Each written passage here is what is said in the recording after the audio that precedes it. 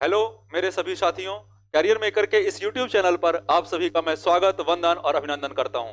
मैं अनुराग तिवारी आप सभी को आज बायोलॉजी में परिसंचरण तंत्र के बारे में कुछ जानकारी दूंगा जो आपके इस कंपटीशन युग में महत्वपूर्ण है। तो आइए तैयारी शुरू करते हैं प्यारे बच्चों। पहला, परिसंचरण तंत्र आखिर है क्या? परिसंचरण तंत्र अर्थात सर्कुलेटरी सिस्टम, इसके बारे में आप सभी क्या जानते हैं या हम क्या जानने की कोशिश करेंगे वो आज इस YouTube चैनल में अपन समझने की कोशिश करेंगे। परिसंचरण तंत्र का अर्थ है कि मानव शरीर में रक्त का समस्त शरीर में जो परिभ्रमण है अर्थात सर्कुलेशन है वो परिसंचरण तंत्र के अंतर्गत आता है। ठीक है, मानव के परिसंचरण तंत्र में ब्लड वेसल्स अर्थात वाहिकाएं वाहिकाएं और हृदय मुख्य रूप से जो कार्य करता है अर्थात रिदम का, हृदय एक रिदम रखता है जो लगातार धड़कने का है और रक्त की सप्लाई का है, अशुद्ध रक्त को फेफड़ों तक पहुंचाने का और शुद्ध रक्त को फेफड़ों से पुनः हृदय तक आकर वह पूरे शरीर में भेजने का काम करता है। ठीक है, हृदय मुख्य रूप से कार्य करता है और हृदय एक मस्कुलर ऑर्गन है, मसल्स से बना हुआ एक ऑर्गन है जिसमें कोई भी बोन्स नहीं पाई जाती। आपको ये याद रखना जरूरी है कि हृदय में कोई भी बोन नहीं पाई जाती। तो ये जो गाने आज बॉलीवुड इंडस्ट्री में चल रहे हैं कि आपका दिल टूट गया, उसका दिल टूट गया, तो दिल नहीं टूट सकता क्योंकि दिल मसल है और मसल फ्रैक्चर नहीं होती, बोन फ्रैक्चर होती हैं। ठीक है, तो आपको ये याद रखना है कि मसल्स फ्रैक्चर नहीं होती। क्लियर? मसल्स फ्रैक्चर नहीं होती तो दिल नहीं टूट सकता है। क्लियर? कोई अगर कभी बोले कि मेरा दिल टूट गया तो उसे ये बता दीजिए कि हृदय मस्कुलर है, मसल्स से मेडअप है, मसल्स से बना हुआ है, तो ये टूट नहीं सकता। ये खींच सकता है पूरी तरह से लेकिन टूटेगा नहीं। क्लियर? और इसका वजन लगभग 280 से 300 ग्राम होता है। मेल और फीमेल में थोड़ा सा इसका अंतर है, मेल का थोड़ा सा हृदय का वजन ज्यादा होगा और फीमेल्स में थोड़ा सा कम होगा।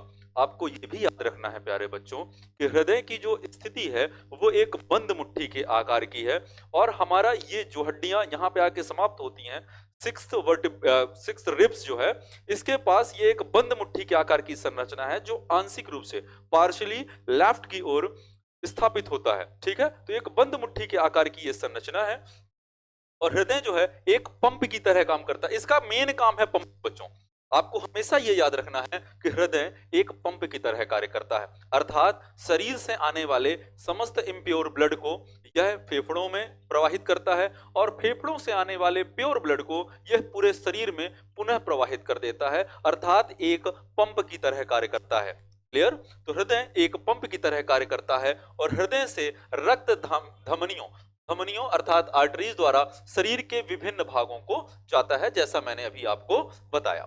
ठीक है, इस प्रकार रक्त हृदय धमनियों और शिराओं द्वारा पूरे शरीर में जीवन भर लगातार भ्रमण करता रहता है, पूरे शरीर में जीवन भर लगातार भ्रमण करता रहता है। ठीक है प्यारे बच्चों, तो आपको यहां तक इसे याद रखना है। अब परिसंचरण तंत्र जो है इसे वाहिका तंत्र अर्थात ये वाहिनियों के माध्यम से होता है। तो वाहिनियां कौन कौन सी हैं? वाहिनियां हैं दो, पहली है धमनी और दूसरी है शिरा। ठीक है, तो इन वाहिकाओं के द्वारा अंगों का वह समुच्चय जो शरीर की कोशिकाओं के बीच पोषक तत्वों का यातायात करता है। अब पोषक तत्व कैसे इसमें आ गए? आपको जब हम इसी सीरीज में आगे पढ़ेंगे तब आपको बताऊंगा कि मानव शरीर के रक्त में ही सभी पोषक तत्व भी पाए जाते हैं, चाहे वह माइक्रो एलिमेंट्स हो या माइक्रो न्यूट्रिएंट्स हो और चाहे वह मैक्रो न्यूट्रिएंट्स हो, अर्थात चाहे सूक्ष्म पोषक तत्व हो चाहे दीर्घ पोषक तत्व हो, सभी मानव के शरीर की कोशिकाओं के बीच इन पोषक तत्वों को पाया जाता है। ठीक है, हृदय से ही इनके द्वारा रोगों से शरीर की रक्षा होती है और शरीर का जो ताप है अर्थात हमारे शरीर का ताप सदैव स्थिर होता है। ऐसा नहीं कि गर्मी बहुत ज्यादा पड़ रही है तो हमारे शरीर का टेम्परेचर बहुत ज्यादा बढ़ जाएगा या ठंडी बहुत ज्यादा पड़ रही है प्यारे बच्चों तो हमारे शरीर का टेम्परेचर बहुत कम हो जाए, ऐसा नहीं होता। तो शरीर अपने ताप को नियंत्रित करता है और वो नियंत्रित होता है रक्त के द्वारा। तो शरीर के ताप का नियंत्रण इसे इंग्लिश में कहा जाता है होमियोस्टैसिस। क्या कहते हैं प्यारे बच्चों? होमियोस्टैसिस। ठीक है, इसे होमियोस्टैसिस कहते हैं। और यह पीएच को भी स्थिर रखता है। पीएच मान आपका यह स्थिर रखता है क्योंकि रक्त जो है कैसा है? हल्का क्षारीय होता है। रक्त कैसा होता है? हल्का क्षारीय होता है। ठीक है ना, तो ये पीएच को स्थिर रखने में भी सहायता करता है। इसके बाद आपको यह याद रखना है कि शरीर के रक्त परिसंचरण तंत्र में रक्त, हृदय और रक्त वाहिनियां, तीन ही चीज हैं जो लगातार मैं आपको बता रहा हूं कि अगर परिसंचरण तंत्र की बात करेंगे तो हृदय आएगा, रक्त होगा और रक्त वाहिनियां होंगी। और उन रक्त वाहिनियों में दो प्रमुख होंगे, एक होगी धमनियां और दूसरी होंगी शिराएं। ठीक है, हृदय की पंपिंग क्रिया द्वारा रक्त धमनियों और धमनिकाओं से होता हुआ संपूर्ण शरीर की कोशिकाओं में पहुंचता है और उनमें ऑक्सीजन, आहार, पानी और अन्य सभी आवश्यक पदार्थ पहुंचाता है। ये आप जब आप पढ़ेंगे आपका पाचन तंत्र, तब आपको इसमें समझ में आएगा कि शरीर में अन्य पोषक पदार्थ, ऑक्सीजन और पानी कैसे मिलते हैं। ठीक है, इसके बारे में अपन उस टॉपिक पे विस्तार से चर्चा करेंगे। इसीलिए अभी आप सिर्फ इतना सा समझ लीजिए, अगले दिन की जो क्लास होगी वो पाचन तंत्र की होगी और पाचन तंत्र के टॉपिक में अपन केवल इस लाइन को बिल्कुल विस्तार से समझ पाएंगे कि आखिर ऐसा होता क्यों है। ठीक है प्यारे बच्चों,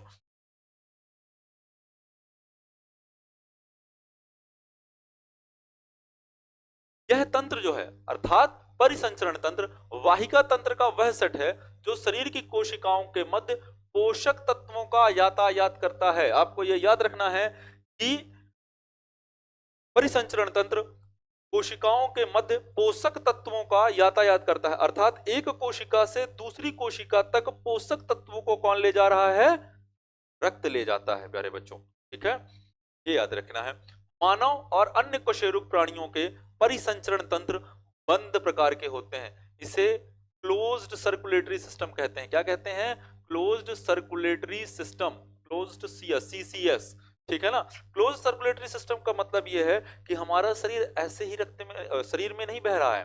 हमारा रक्त जो है वाहिकाओं में बह रहा है, धमनियों में बह रहा है, धमनिकाओं में बह रहा है, शिराओं में बह रहा है, शिरिकाओं में बह रहा है। ठीक है, तो कहीं भी ओपन नहीं बह रहा है, एक नाली का प्रवाह है, एक क्लोज्ड सिस्टम है, एक पाइप है और उस पाइप के अंदर बह रहा है। इस प्रकार बहने वाले रक्त को हम क्या कहते हैं? क्लोज्ड सर्कुलेटरी सिस्टम कहते हैं, बंद नलिकीय तंत्र कहते हैं या बंद परिसंचरण तंत्र कहते हैं। ठीक है, अर्थात रक्त कभी भी धमनियों, शिराओं और कोशिकाओं के जाल से बाहर नहीं जाता। यही चीज मैंने आपको बताई प्यारे बच्चों, इसमें कभी भी जो भी रक्त होगा वो हमेशा इन्हीं में फ्लो करेगा, बाहर अलग से फ्लो नहीं करता। इसे क्या कहा जाएगा? बंद परिसंचरण तंत्र कहेंगे प्यारे बच्चों।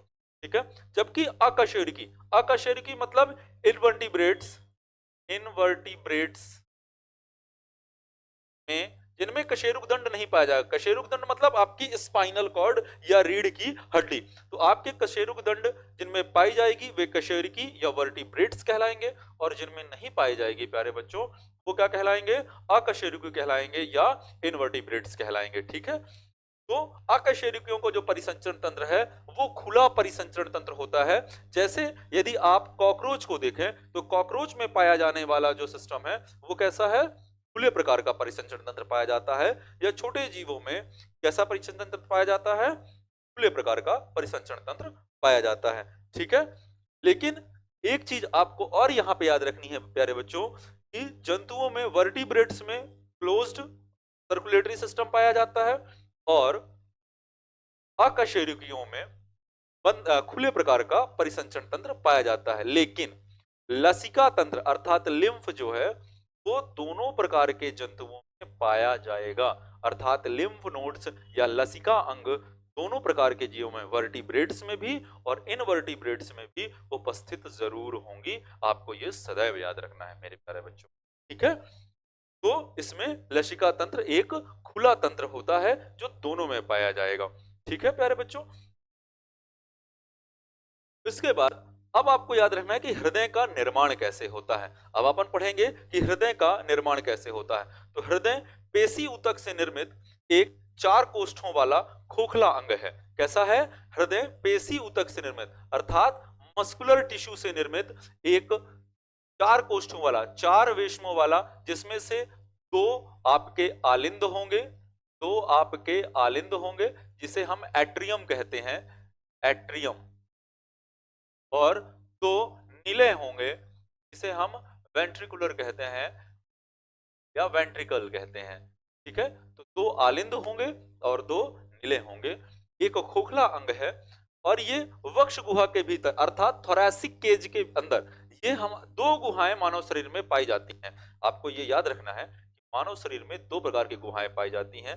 ये ऊपरी गुहा है जिसे हम कहते हैं वक्ष गुहा या थोरैसिक केज, जहाँ पे वक्ष ग्रंथियां पाई जाए, और दूसरा है हमारा एब्डोमिनल केज, इसे कहते हैं उदर गुहा।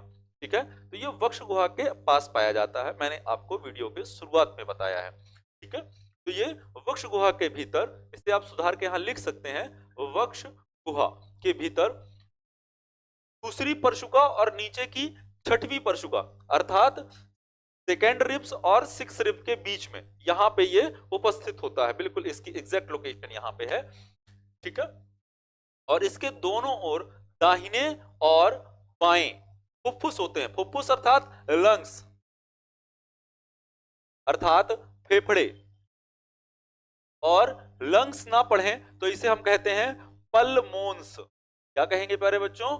पल्मोन्स। और इन्हीं पल्मोन्स तक जाने वाली जो वाहिकाएं हैं उन्हें कहा जाता है पल्मोनरी आर्टरी और पल्मोनरी वेन। इन पल्मोन्स तक जाने के कारण इन्हें पल्मोनरी आर्टरी या पल्मोनरी वेन कहते हैं। ठीक है प्यारे बच्चों, तो आपको ये याद रखना है।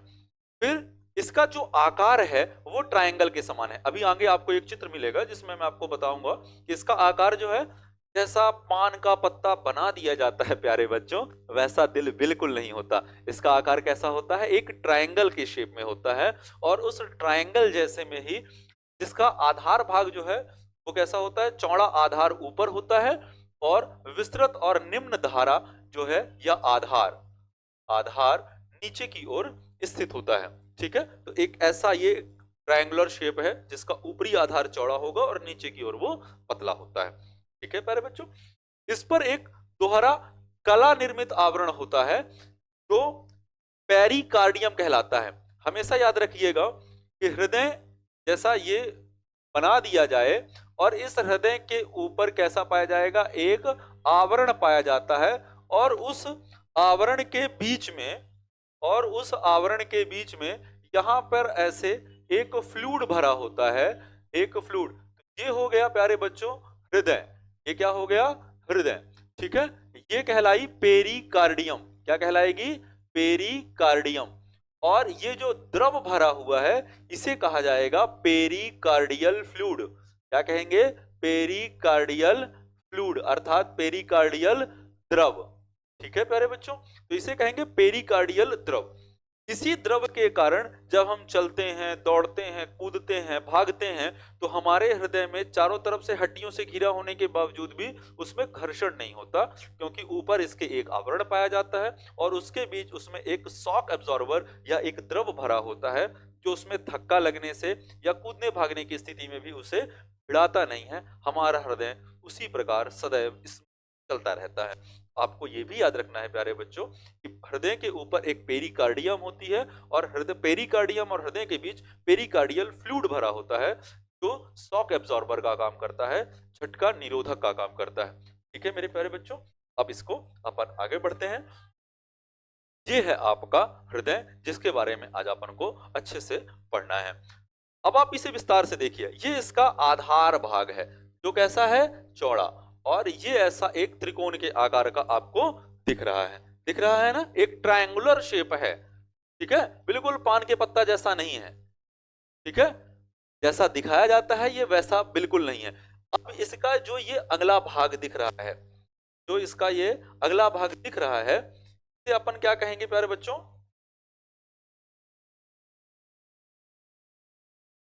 ये है, ये जो आपको दिख रही है ये है महाशिरा। इसमें लिखा हुआ है, अगर आपको दिख पा रहा हो, इसमें लिखा हुआ है सुपीरियर वेना कावा। इसे हम कहेंगे महाशिरा। क्या कहेंगे प्यारे बच्चों? महाशिरा। और इसका ये जो पार्ट दिख रहे हैं, एक ये पार्ट हो गया और एक ये पार्ट हो गया, ये मिला के ये है क्या? महाशिरा, सुपीरियर वेना कावा। इसका जो अगला भाग है, जो इसे कहा जाएगा अग्र महाशिरा, अग्र महाशिरा, और इसे कहा जाएगा पश्च महाशिरा। क्या कहेंगे? पश्च महाशिरा। ठीक है। और ये अग्र महाशिरा और पश्च महाशिरा दोनों कहाँ खुलते हैं? राइट एट्रियम में खुलते हैं, अर्थात दाएं आलिंद में खुलते हैं। कहाँ खुलते हैं प्यारे बच्चों? दाएं आलिंद में खुलते हैं।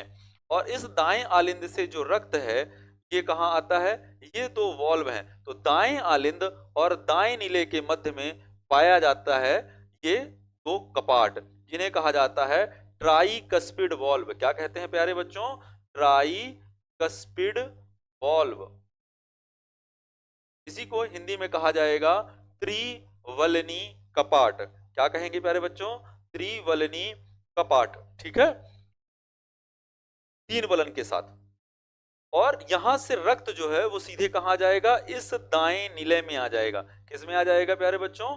दाएं निलय में आ जाएगा। और इस दाएं निलय से रक्त अब जो है वो कहां जाएगा? दाएं और बाएं फेफड़ों में। कहां जाएगा? दाएं और बाएं फेफड़े में।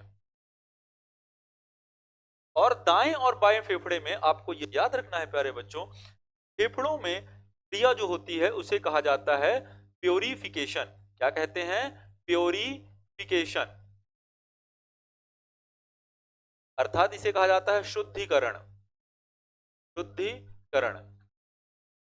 अग्र महाशिरा और पश्च महाशिरा के द्वारा हमारे शरीर में जो रक्त आता है वो इम्प्योर होता है, अर्थात उसमें ऑक्सीजन की कमी होती है, और इसे ही हम डीऑक्सीजनेटेड ब्लड कहते हैं। इस डीऑक्सीजनेटेड ब्लड को हम क्या करते हैं, या हमारा फेफड़ा क्या करता है, उस डीऑक्सीजनेटेड ब्लड को वह कर देता है ऑक्सीजनेटेड ब्लड में कन्वर्ट। ठीक है, अर्थात विऑक्सीकृत रुधिर को हम ऑक्सीकृत रुधिर में कन्वर्ट कर देते हैं, प्योर कर देते हैं, और उसके बाद वह प्योर ब्लड पल्मोनरी वेन्स के द्वारा कहां पे आता है? इस लेफ्ट एट्रियम पे आता है। ये देखिए, ये दो आपको आते हुए दिख रहे हैं, ये एक कहां से आ रही है? ये पल्मोनरी वेन है, एक राइट लंग से आ रही है, एक लेफ्ट लंग से आ रही है। इसमें लिखा हुआ है पल्मोनरी वेन, ठीक है ना, पल्मोनरी वेन। और ये पल्मोनरी वेन जो है एक राइट लंग से है और एक लेफ्ट लंग से है। ठीक है, और ये कहां आएगी? लेफ्ट एट्रियम में, अर्थात सॉरी बाएं आलिंद में। कहां आएगी?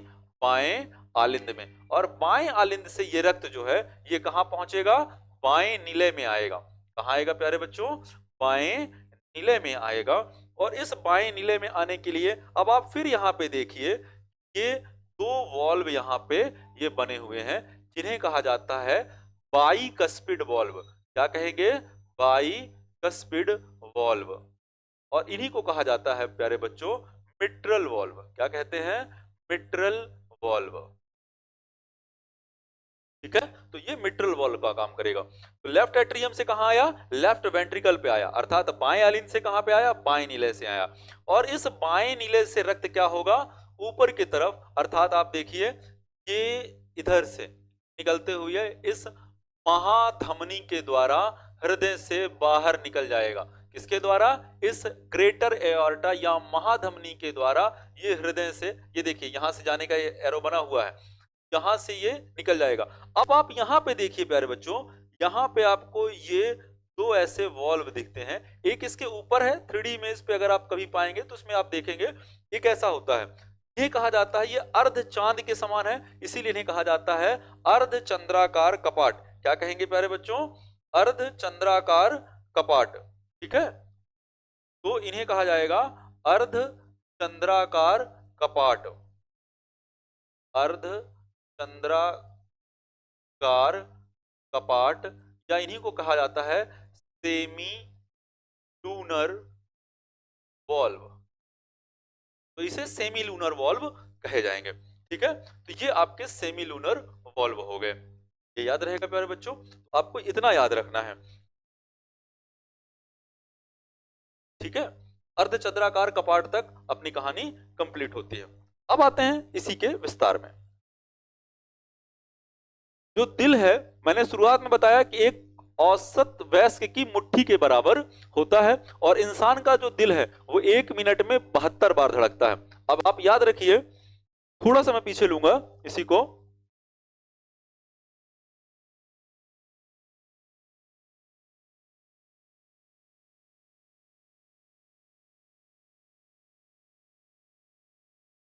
महाशिरा द्वारा दाएं आलिंद में आना, ट्राइकस्पिड वाल्व के द्वारा दाएं नीले में जाना, दाएं नीले से पंप होकर दोनों फेफड़ों में जाना, वहां पर विऑक्सीकृत रुधिर ऑक्सीजन विहीन रुधिर ऑक्सीजन युक्त रुधिर में बदलना, और उसके बाद पल्मोनरी वेन के द्वारा बाएं आलिंद में आना, बाएं आलिंद से बाएं बाइकस्पिड वाल्व के द्वारा बाएं नीले में आना, और बाएं नीले से महाधमनी द्वारा पूरे शरीर में, और ये महाधमनी भी दो भागों में, आप देखिए अग्र महाधमनी और पश्च महाधमनी दो भागों में पूरे शरीर में संचरित होना।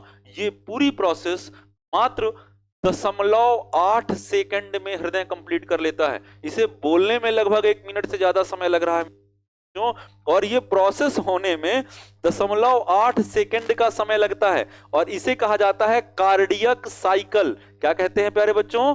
कार्डियक साइकिल कहते हैं, हृदयी चक्र कहते हैं। इसीलिए हमारा हृदय 1 मिनट में 72 बार धड़कता है, क्योंकि 1 सेकंड से भी कम समय में हृदय इस पूरी प्रोसेस को कंप्लीट कर लेता है।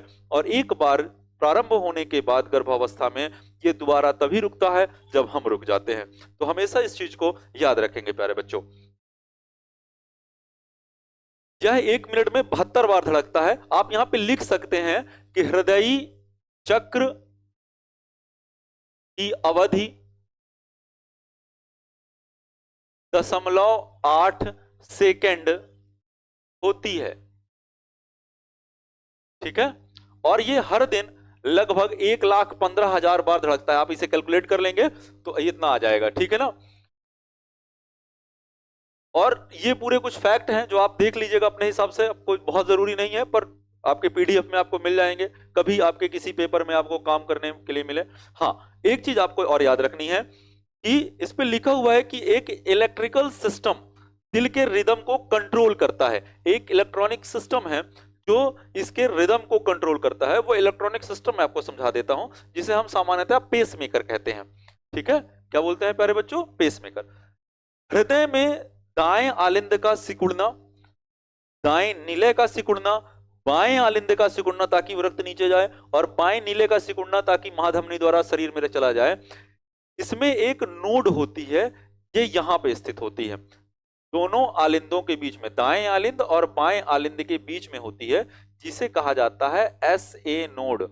सो क्या बोलते हैं? SA नोड, या इसी को बोला जाता है साइनो ऑरिकुलर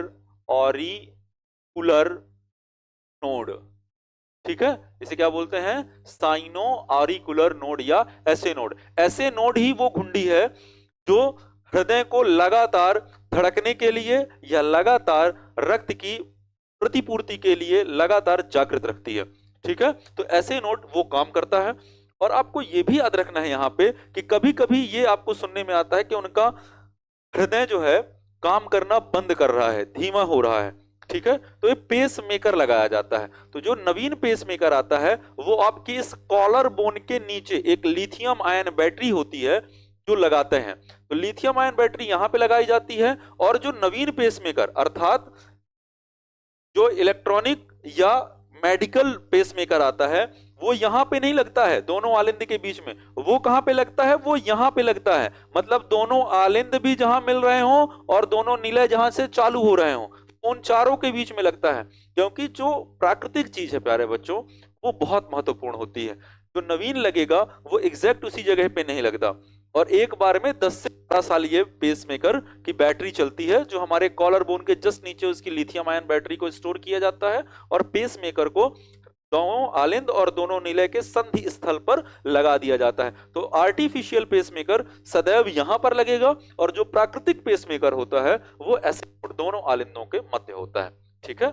आपको यह समझाना बहुत जरूरी था प्यारे बच्चों, इसलिए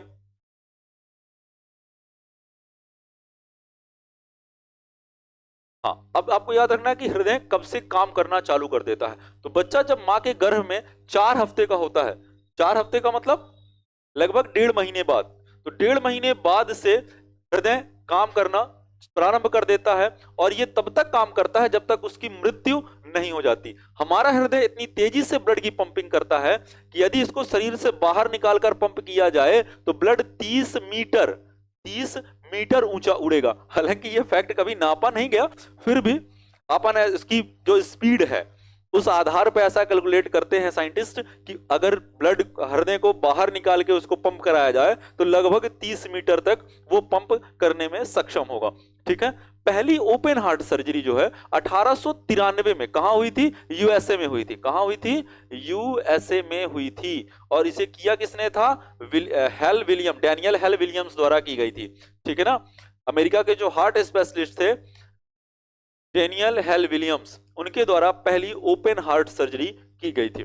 ठीक है, मनुष्य का जो हृदय का वजन है वो लगभग 300 से 400 ग्राम के मध्य होता है, 1 पाउंड के आसपास है।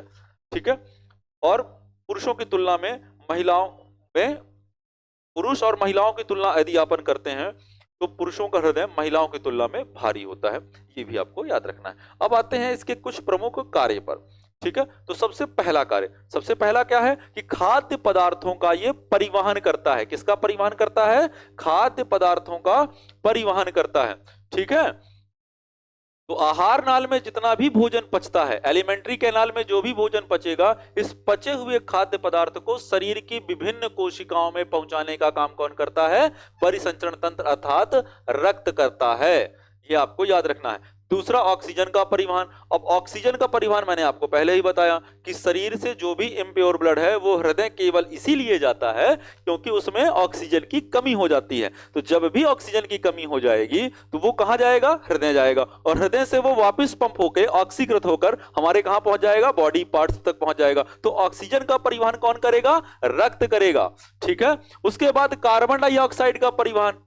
फिर से वही बात कि कार्बन डाइऑक्साइड शरीर में जब हम वर्क करेंगे तो उस वर्क के कारण कार्बन डाइऑक्साइड हमारे शरीर में स्टोर होगी, और वो कार्बन डाइऑक्साइड हमारे रक्त में मिलके हृदय की ओर आती है, और वही कार्बन डाइऑक्साइड हृदय से फेफड़ों में और फेफड़ों से श्वास नलिका के माध्यम से बाहर निकल जाती है या एटमॉस्फेयर में मिला दी जाती है। तो कार्बन डाइऑक्साइड का परिवहन भी कौन करता है? रक्त ही करेगा। ठीक है, उसके बाद उत्सर्जी पदार्थों का परिवहन। उत्सर्जी पदार्थों मतलब उपापचय अर्थात मेटाबॉलिज्म के कारण जो भी अपशिष्ट पदार्थ या उत्सर्जी पदार्थ बनते हैं उन्हें कौन निकालता है? ये किडनी तक पहुंचाया जाता है। मैंने प्रारंभ में बोला था आपसे कि हृदय जो है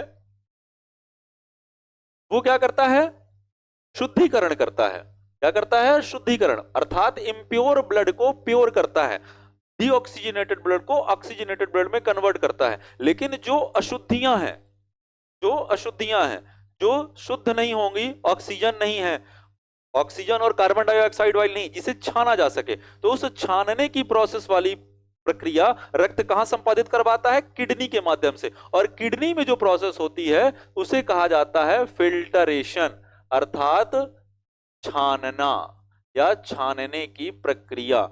ठीक है, तो छानने की जो प्रक्रिया है, जितने भी अपशिष्ट पदार्थ हैं वो कहां जाएंगे? वृक्क अर्थात किडनी तक जाएंगे, और किडनी में ये काम संपादित होगा। तो ब्लड 2 काम करता है। हमेशा ये क्वेश्चन लोगों से गलत होता है, आप इसे बहुत अच्छे से याद रखिएगा कि प्योरिफिकेशन हृदय में होता है, शुद्धिकरण हृदय में होता है, और फिल्टर करने की प्रोसेस जो है वो किडनी में होती है। छानने की क्रिया कहां होती है? किडनी में होती है। दोनों अलग अलग टॉपिक है। ठीक है,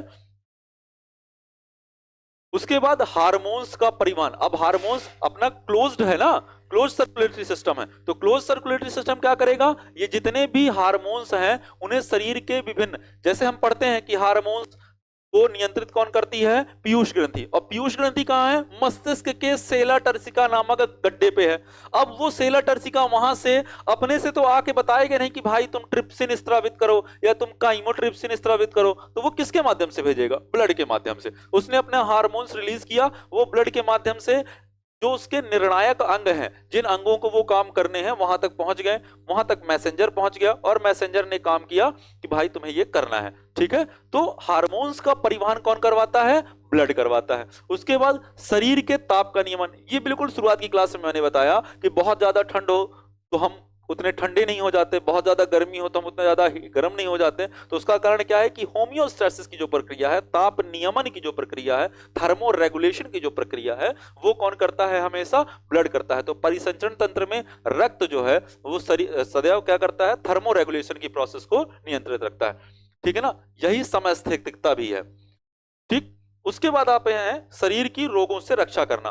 तो मानव शरीर में पाया जाने वाला जो प्रतिरक्षी तंत्रिका तंत्र है उसमें WBC पाई जाती है, RBC पाई जाती है और भी बहुत सारी चीजें हैं। ये रक्त शरीर के घटक में अपन कल की क्लास में अध्ययन करेंगे कि रक्त में कौन कौन से घटक पाए जाते हैं।